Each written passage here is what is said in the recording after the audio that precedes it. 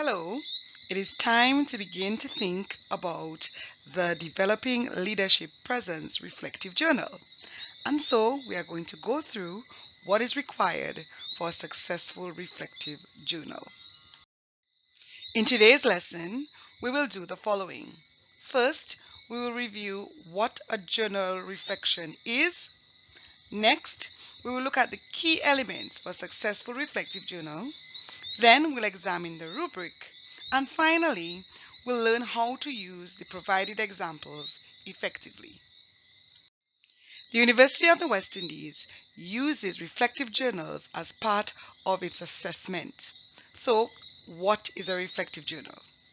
A reflective journal is a graded assignment that allows the student to express his or her learning experience with various concepts, or sometimes it's just one concept, and to apply this concept or concepts to their everyday life and personal and professional growth. There are three key elements to preparing a successful reflective journal.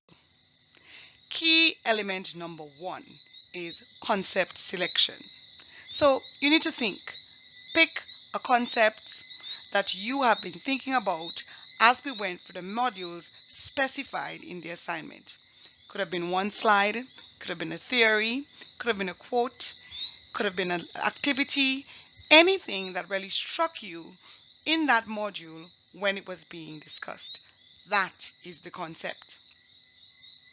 So for the assignment, you will pick that concept and explain the concept in your own words.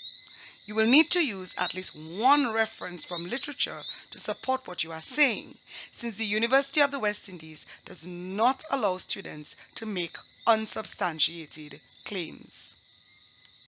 Key element number two is concept impact. Now that is where the real journaling begins. In this section, you are to explain what lessons are you drawing from that concept. How are the lessons that you are talking about having an impact on your personal or professional growth as far as leadership is concerned? You need to give two concrete real-life examples of your professional and personal growth to support what it is that you are saying. And you are to give at least two references from literature to support what you are saying, since, again, the University of the West Indies does not allow students to make unsubstantiated claims.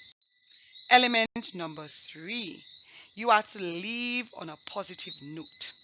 Give one positive anticipation for your leadership for the future based on the concept that you have been discussing. Now that we understand what a journal reflection is, and we have looked at the three major elements that are involved, it is now time to look at the rubric. There are 4 elements to the rubric, and each is worth 10 points. First is the clarity of points. The points are to be clear and expressive, and to get full points, you must be able to explain your concepts accurately, and they are to make sense to any uninformed reader. Next is the analysis. The reflection should go beyond simple description, and you should be able to give details about your experiences and your understanding of yourself and others, as well as the course concept. Third, relevance. The content being reflected upon is relevant and meaningful to the student and to the course learning goals. And lastly, your mechanics. You need to have excellent use of spelling, usage, and grammar, and you have to do your best to have no errors. So, after you have written your own reflective journal, it is time to ask yourself some key questions before you can submit.